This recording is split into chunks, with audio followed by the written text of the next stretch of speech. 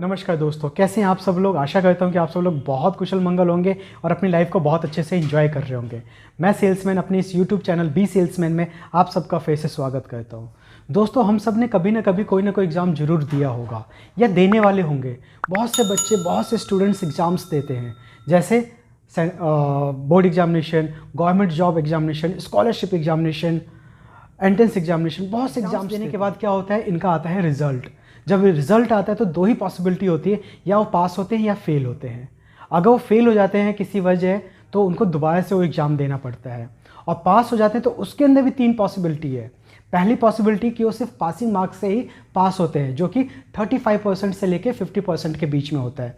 दूसरी पॉसिबिलिटी, वो अच्छे मार्क्स स्कोर करके पास होते हैं, जो 75% से लेके 90% के बीच में होता है।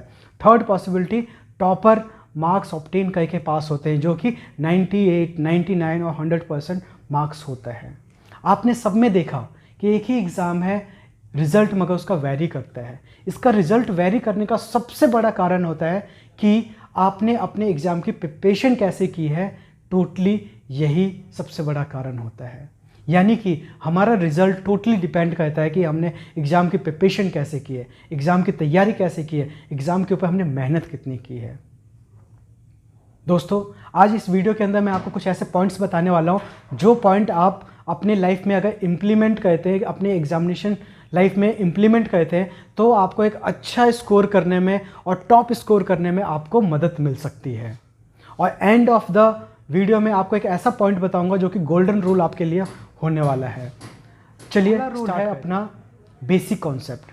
जब कभी भी हम किसी सब्जेक्ट या किसी एग्जामिनेशन की प्रिपरेशन करते हैं, तो उसका जो भी बेसिक कॉन्सेप्ट होता है, सबसे पहले हमें उसे क्लियर करना चाहिए। क्योंकि जिस टेक्स्ट बुक से हम पढ़ रहे होते हैं या फिर जिस स्टडिंग सपोर्टिंग मटेरियल से हम पढ़ रहे होते हैं, ये ज़रूरी नहीं है कि जो उसमें क्वेश्चन है सेम वैसा ही क्वेश्चन एग्जामिनेशन सेंटर में, एग्जामिनेशन हॉल में हमारे क्वेश्चन पेपर पे आए। तो सेम जो आपने घर पे प्रिपरेशन की होगी जिस क्वेश्चन को, उसी क्वेश्चन को दूसरे ढंग से घुमा के एग्जामिनेशन सेंटर में आपसे पूछा जाता है। तो अगर आपका बेसिक कॉन्सेप्ट क्लियर होगा तो आप इस क्वेश्चन को भी बहुत ईजिली सॉल्व कर पाओगे। अगर बेसिक कॉन्सेप्ट नहीं है तो आप कंफ्यूज हो जाओगे।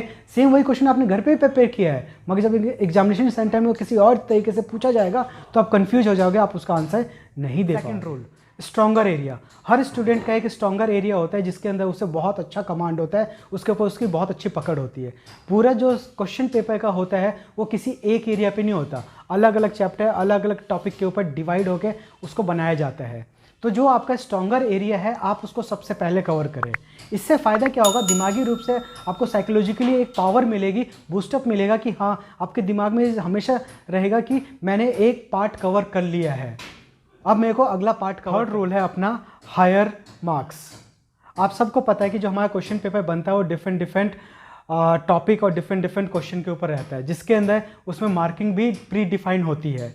फॉर एग्जांपल, हमारे क्वेश्चन पेपर में 25 क्वेश्चन आते हैं, जिसके अंदर 5 क्वेश्चन हमारे होते हैं 6 मार्क्स के, 10 क्वेश्चन होते हैं 4 मार्क्स के और 10 क्वेश्चन होते हैं हमारे 2 मार्क्स के।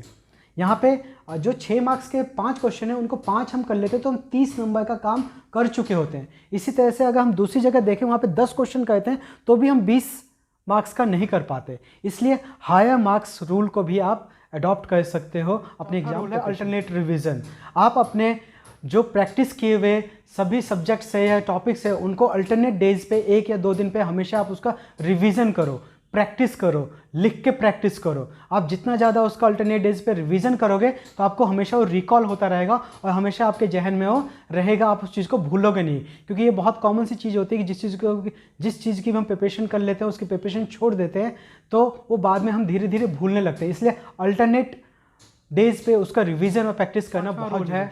जनरल डिस्कशन, आप अपने फ्रेंड सर्कल में, अपने टीचर से आप जनरल डिस्कशन करो किसी क्वेश्चन के ऊपर। अगर कोई क्वेश्चन है, कोई टॉपिक है, उसके ऊपर आप general question if and buts करो। इससे आपका दिमाग खुलेगा उस कॉन्सेप्ट को क्लियर करने में और आपको आसानी होगी। आप ये बिल्कुल हेजिटेट मत करो कि अगर मैं कोई क्वेश्चन करूँगा या कोई क्वेश्चन पूछूंगा तो मुझे शर्मिंदगी महसूस होगी या मुझे डर लगेगा या फिर कोई मुझे मारेगा। बिल्कुल नहीं, आप निडर होकर उस टॉपिक के ऊपर या उस सब्जेक्ट के ऊपर आप क्वेश्चन एंड आंसर करो। इफ़ एंड बट का आंसर आप अपने दोस्तों। छठा पॉइंट है गेम्स।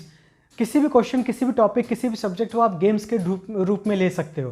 कुछ फ्रेंड्स आपस में बैठे तो आपस में डिस्कशन करने के बाद उसका गेम खेल सकते हो कि भाई इसका चलो हम गेम खेलते हैं। इस गेम में ये रहेगा कि कोई भी एक मतलब रैंडमली क्वेश्चन लिया जाएगा, उस क्वेश्चन को सबसे पहले कौन सॉल्व करता है, जो उसको सॉल्व करेगा उसको एक ट्रॉफी मिलेगी, या फिर वो कुछ एक्टिंग करेगा या डांसिंग, कुछ भी इस टाइप का आप एक्टिविटी करके गेम खेल के अपने कॉन्सेप्ट को क्लियर कर सकते हैं, अपनी प्रैक्टिस को। गोल्डन रूल, जिसे मैंने बीच में बताया था कि मैं आपको गोल्डन रूल भी बताऊंगा।